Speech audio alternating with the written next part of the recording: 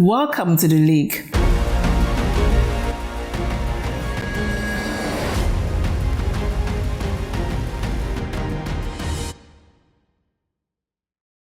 Welcome to another episode of the League, a DBNC business talk show where bold ideas meet bottom lines and doing business in Nigeria moves from potential to playbook.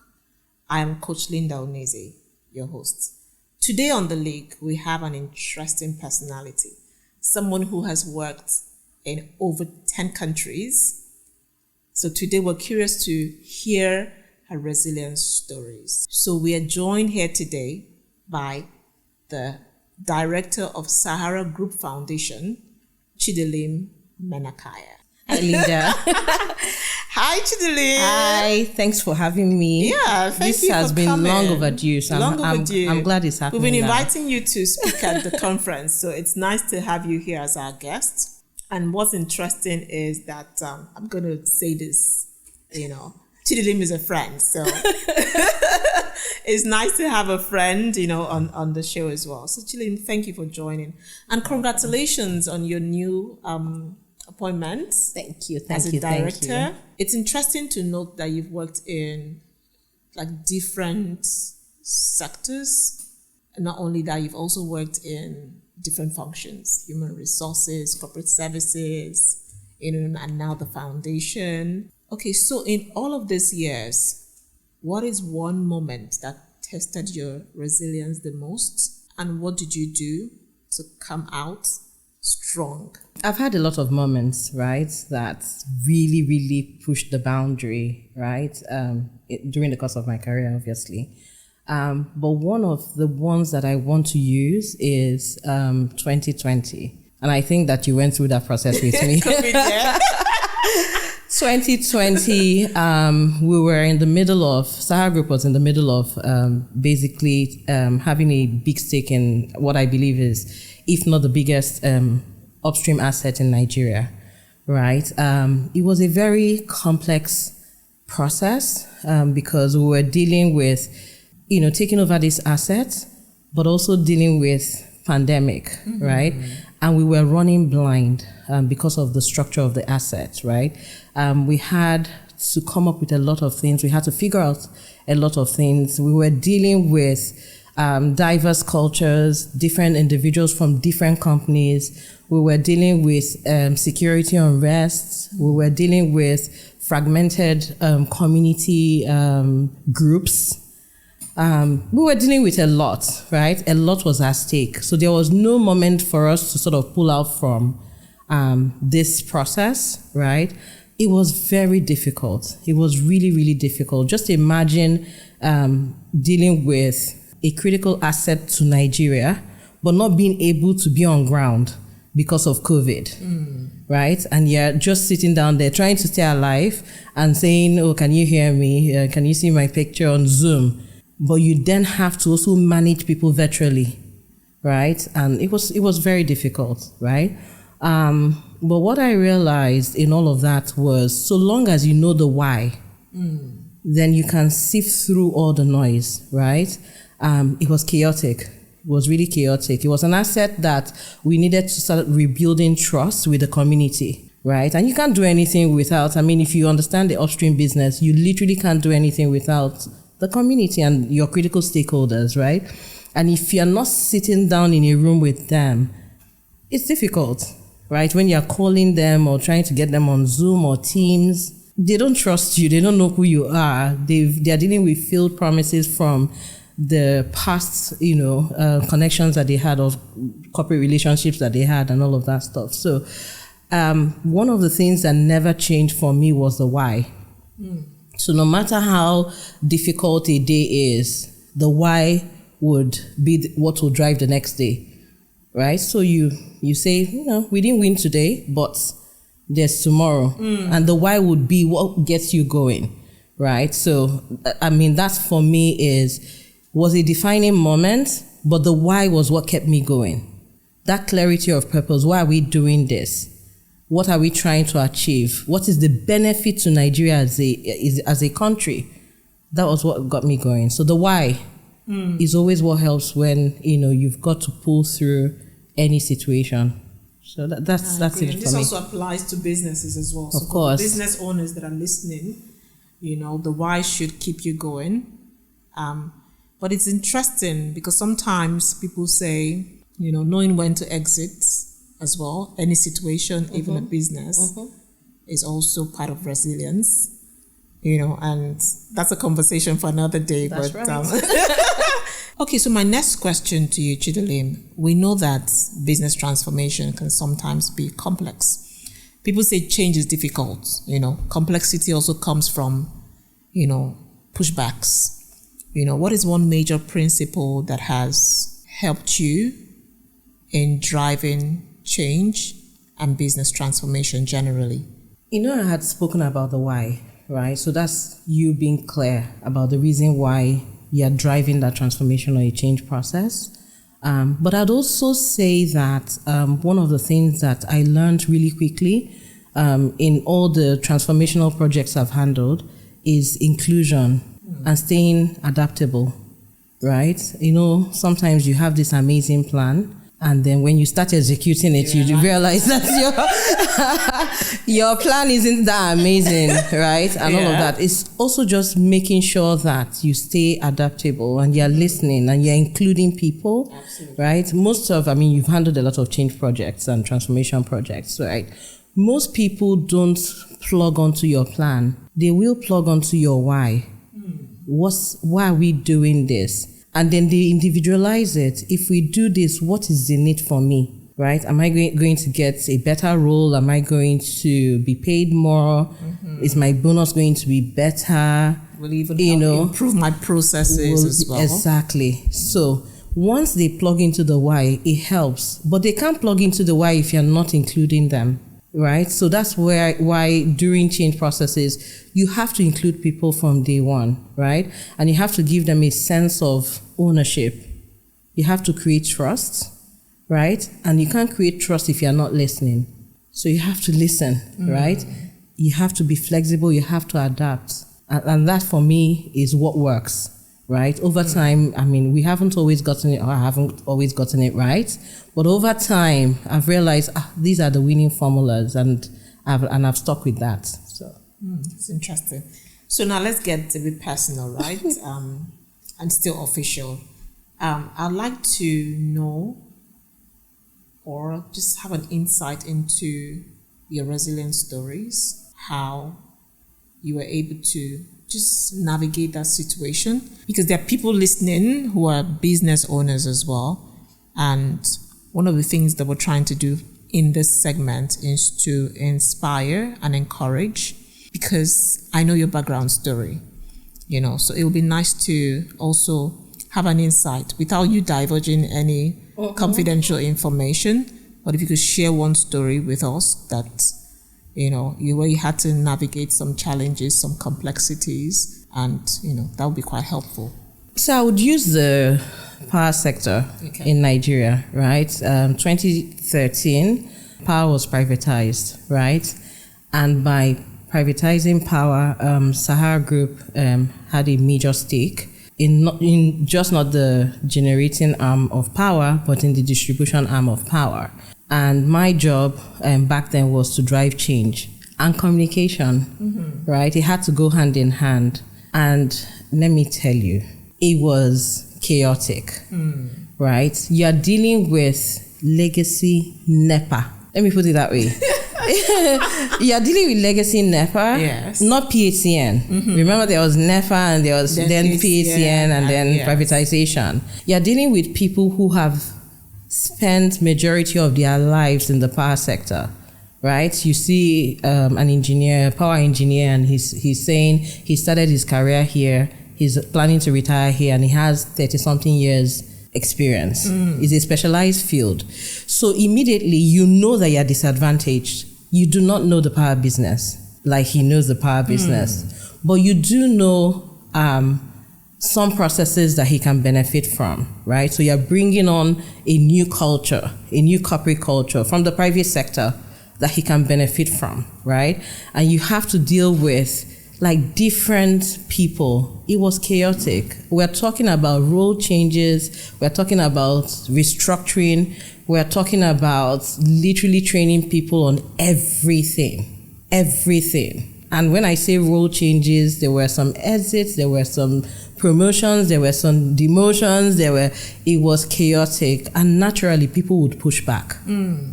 If people would push back, you could literally touch the fear and uncertainty and insecurity, right, that they were facing. We were facing the same, because as a business, you've invested, you don't want it to fail.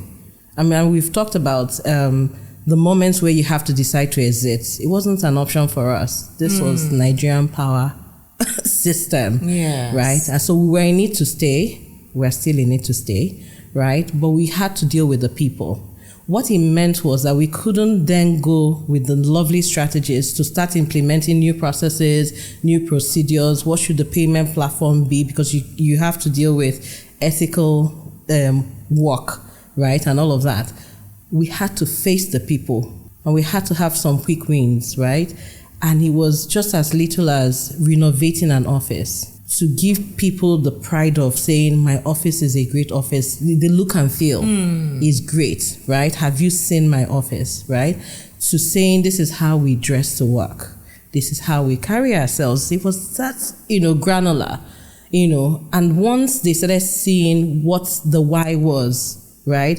If Chidilim can wake up in the morning and go into a great office and, do you understand, be able to do her job and understand why the processes are changing and understand why my role is going to change, and when my role changes, what is in it for me? How do I ensure that I stay plugged in for the next promotion or career advancement and all of that, right? The dust started to settle, but it took a while. And I'm not saying that it took months. It took over 2 years to sift through this process. If you look at the biggest distribution company that we have in Nigeria, it is the biggest in Nigeria. So imagine the amount of employees that you have to deal with, right? We're talking about more than 3,000 people. And then you go to the generating arm. It was a lot of people to deal with. So we focused on the people, what mattered to the people, and invariably that transitioned to feeding into what our business strategy was and achieving what our business strategy is. So that would be an example that I would use. It was very complicated. I can imagine because sometimes I'm also involved in some transformation projects, like you said. So pushbacks can sometimes be discouraging. Yes. So kudos for the work you've been doing over the years. So Chidilim, you currently specialize in aligning strategy with social impact. Was there ever a moment when doing the right thing for people or purpose came at a cost? And how did you navigate that trade-off, if there was any? We talk about corporate social responsibility, which is really social impact, right? And a lot of people are very skeptic when we sort of talk about that strategy, right? In Sahara, we've never separated our business strategy with what we do in terms of social impact work. Our social impact work is always plugged into our strategy, right? And we also ensure that we are following through with the SDGs, right? So when we go into any business, I'm sure you know that Sahara has different businesses. We're a global energy conglomerate, right? Absolutely. So when we go into any business, right, our strategy is always aligned with what we are going to do in terms of social impact work, right? So I'll give you an example. I had spoken about the upstream assets that we went into in 2020. When we got there, from a business point of view, if you look at the commercial lens, the first thought is efficient operations generate funds, right? Efficient operations ramp up production, which invariably means, more money coming in, right? You're recouping your investment in the shortest period of time. But you go into such an asset that there's lack of trust, right? The community, they've been burnt, right? They are dealing with promises that has never been kept by different stakeholders and all of that. And we immediately realized that if we go into those fields, and we start immediately talking about, oh, this is our operational strategy, it was going to fail. Mm-hmm. So at that point, we needed to take a hard decision, right? Money versus. So do you want to run this as a transactional process? Or do you want to be inclusive in the way you run it? Do you want to ensure that you are touching the heart of the people? Do you want to ensure that you are establishing trust from day one? And that's the only way your operational process can work. So we took a hard decision to say, okay, right, this plan will need to be restructured. It's going to be restructured because now we have to have a different focus. And it was a people focus, so to speak. It was a community focused structure that we had to go, or strategy that we had to go into. We had to sit with the community. We had to discuss with the community. We had to listen to their grievances. And we went back and we started talking about what would be the low-hanging fruits. We're going to do this, we're going to do that, but we also need the women on board, right? We started making sure that the community served themselves, right? So we would do sort of procurement, but by the community. We would only guide on quality and all of that stuff. When you start empowering this community, they start seeing the potentials of what you're trying to do, and they will work with you, right? So it did come at a cost because our projections had to be restructured. Oh, right? Okay. Our financial projections had to be restructured while we focused on the community and doing a lot of projects that were low-hanging fruits, quick wins and all of that. Yeah, just to get their buy-in and their trust. Yes. Their buy-in and their trust and all of that. So it came at a cost, but it was a cost that was worth it at the end of the day. Right. So that's, what you've just shared with us is very key. Influencing people in order to gain trust and get their buy-ins, even in business as well. For you to run a successful business, you need to carry your stakeholders along. So internally, how do you get people to key into the vision, especially now that you're working, where you've now moved to the foundation, and maybe after this question, we'll get to know more about what the foundation is focused on so that people can also key into that vision as well. The Sahara Group Foundation is the social impact vehicle for Sahara Group, as you know, right? We do a lot of projects externally, but internally it's also very important. I had spoken about how our social impact strategy is never removed from the business strategy, right? Our corporate strategy is always very in line with whatever we do in terms of social impact projects, right? But there's another twist to it for us in Sahara. We never say corporate social responsibility, CSR. We say PCSR. The P stands for personal. Okay. Right? And we've done this for years. Sahara is going to be, Sahara is 28 this year. Amazing. Right? And congratulations. Thank you. Right? So the P, we have this very active campaign that we keep saying, remember you're the P in our CSR.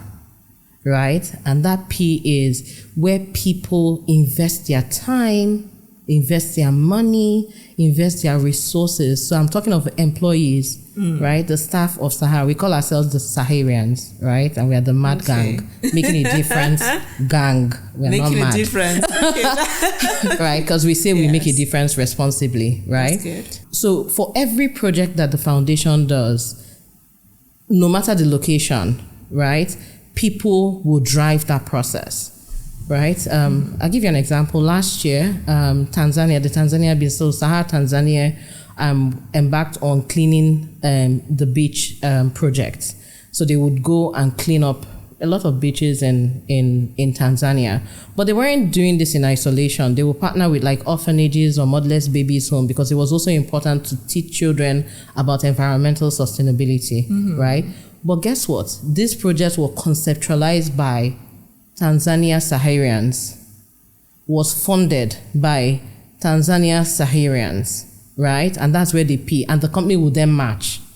So if they say, oh, we've raised this amount of money, then the company will say, great stuff, we match, right? So that it becomes bigger in terms of coverage area and all of that stuff. So it is very personal, where we also have to keep reminding employees internally that P in CSR is personal, right?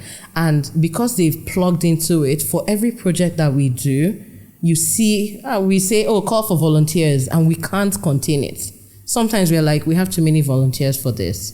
You and I worked in a certain organization where we used to do pair training and all of that stuff, and would tell people to come and be peer educators and all of that. Absolutely. So it's the same process where you can have people who are basically teaching entrepreneurs about how to structure your business. So business strategy, brand management, tax structuring,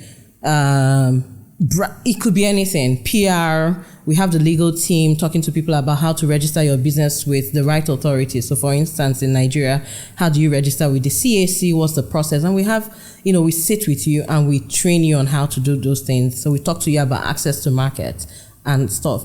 We don't use consultants. You do that in-house. Internal expertise, Amazing. Internal capacity building, and is what we leverage on. So so for me, trying to influence people or convince people to come on board is very easy. Once I'm able to sell, this is why we're doing this project. Again, I go back to my why, right? The Sahara Group Foundation is trying to do this, and this is the reason why we're doing it. And these are the amount of beneficiaries, for the project, and this is the impact. People plug in very naturally because of that P. We take it personal, right? So that's the P in us. I like that. So I mean, you just said something quite interesting, that it comes easy to you, right? For people who are running, not everyone, but for some people who are running a business here or businesses here, and they're struggling to get people to key into their vision, maybe investors or lenders or consumers or customers, what would you say to people like that? No business truly can survive for the next years or couple of years without showing your sustainability mandate and your sustainability strategy, right? And I say this with emphasis on, don't do corporate social responsibility projects just because you want it on the books. Do it and ensure that it's aligned with your business strategy. And I think that's where it becomes very difficult, right? I'll give you an example. Sahara is known for building businesses. We expand into every region of the world, right? We exist in 46. Quite well, actually. Exactly. And we exist in 46 countries and counting, right? We've never deviated from what our business strategy is, right? Every day we go out there and we impact the communities that we serve, right? So I think that where businesses suffer is where, if you're in tech, then you decide to start doing donations to motherless babies' homes. If you're in tech, how about training youths with, technology-focused interventions?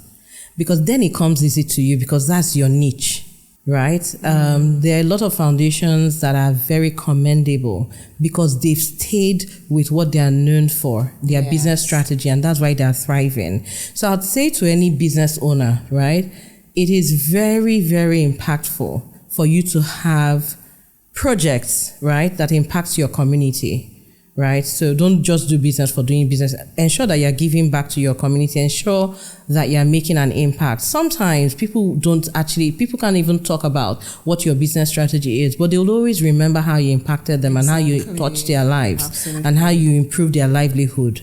And that's where what matters the most. So I'd advise anyone, if you're not doing any sustainable projects, watch your business. How long will it survive? So advice to everyone, try to have a project, a sustainable project, or is it sustainability project? A sustainability project, yes. So that you can also, give back to the society and give back to the community as well. If you could go back to something that you did in the past and you had people say you never regret whatever you've done because it's what leads you here. But if there was anything you could change, how would you have done it differently? For those that are listening in and would also like to learn from that experience. one of the biggest lessons I've learned is to pace myself. When I say pace myself, sometimes you're too eager to jump in.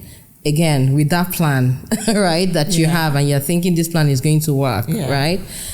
You've got to pace yourself, and you've got to stop and take the lessons, and you've got to be really quick with adapting, right, and restructuring and repositioning, whatever you need to do, you have to do. And when I say restructuring or repositioning and all of that, one thing that you never lose sight of is the why. Your vision or mission or the purpose for which you've gone into that project has to remain the same, but your processes might change. Your journey there might change. So I learned really quickly to pace myself and, be able to listen more than I'm speaking, be able to ensure that I'm creating a space for co-creators. Right? Sometimes when we do change management, we just say, oh, these are the executors of this process. So IT, you know what your work is. Strategy, you know what to do. Brand, you know what to do. HR, you know what to do, right? Those are executors. Yes. So you have to learn to have them on the table early to co-create, because that's when you establish that trust and sense of ownership, right? And all of that. So I learned to pace myself. I learned to listen. I learned to include, and I also learned to have empathy, right? I've said all of this, but I've also learned to fail. I like that. Right? I've learned to fail, and I've learned that failure is not weakness. I'm evolving, right? So there were moments during that journey where I'm like, this is where it all ends. I don't see the light in the tunnel. There'll be moments where you're hanging off a cliff and you're thinking, this is a free fall, nothing is going to break this fall. And it's okay. It's okay to do it afraid. Absolutely. Right? But what it isn't okay to do is to quit. Right? So if you're tired, take a break, but don't quit, yeah? Show up the next day, right? And go at it again. Think about, what could I have done better? And how can I approach this differently? Right. So that's what I'll say to the audience, right? It will feel like there are moments where you'll be tired. There are moments where you lose people. Absolutely. There are moments where you'll feel completely lost. There are moments where you think, I'm moving, but I don't see the impact. Right? And those moments where you're moving and you're not feeling the impact, that's where the patience comes. That's where you start thinking, you know what? You have to keep at it, right? You have to keep showing up. You have to keep building, because these are the moments that you look back at in a few years and say, these were the moments that made me. These were the moments that guaranteed the success of this project or the success in my career, right? You have no choice. You can't quit. Right? And so, that for me is my message to the audience. That's really powerful. So learning to listen, learning to fail. And I think one of the ways to fail forward is also re-strategizing. That's right. You can decide to do something else, that you think has a better potential than what you're currently doing. And it could also be just stepping back and looking at that problem again and saying, how do I approach it differently? Yes. And I think here we're so used to sharing the success stories. Sometimes we just want to hear what's the progress story, That's right. and what is the failure story, so that we can also learn from that as well. That's right. So it's been really interesting talking to you, Chidilim. Could you tell us how to access the Sahara Foundation platform, especially your current project regarding the Making a Difference? And I know you're currently engaging entrepreneurs to pitch, right? Yes. You have a program. Do you want to just talk very briefly about that and how they can connect with you? Okay. So we have an active program at the moment called MADA. We keep talking about Sahara being mad and all of that. So MADA is making a difference around Africa. Okay. And it's basically targeted at entrepreneurs. So we don't call our entrepreneurs. We call them extrapreneurs, because we're not looking for the ordinary, right? We're looking for those extraordinary individuals who innovate, invent, and just, stay amazing in their corner. So we're looking for them, but with a twist. A lot of businesses invest in entrepreneurs, right, to scale up their businesses. But we know of a forgotten segment, which is the people who create using local and natural resources. So these are the people that we're looking for. Those entrepreneurs that make amazing things, products, services, with local and natural resources, right? They stand a chance to go into our business advisory bootcamp to be funded as well. So we're going to train you. We're going to grow that business with you side by side. And we're going to ensure that you scale and that you remain sustainable, right? And then you can go to our website, www.saharagroupfoundation.org. Every information that you need is there. Thank you once again for joining. So, but before you go, I would just like to ask you one last question. If you have 120 seconds in a room filled with overwhelmed entrepreneurs, what would you say to them, just to encourage them? Keep moving. Don't lose your dream. The challenges will come, but keep moving. Amazing. So keep moving and do not lose your dream. That's right. Let me even include do not lose focus as well. Don't lose focus.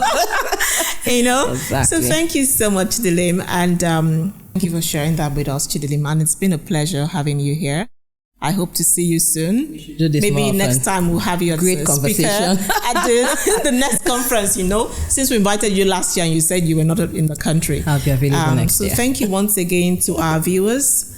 My name is Linda Oneze, your host, and I look forward to having you here at the next episode. Thank you.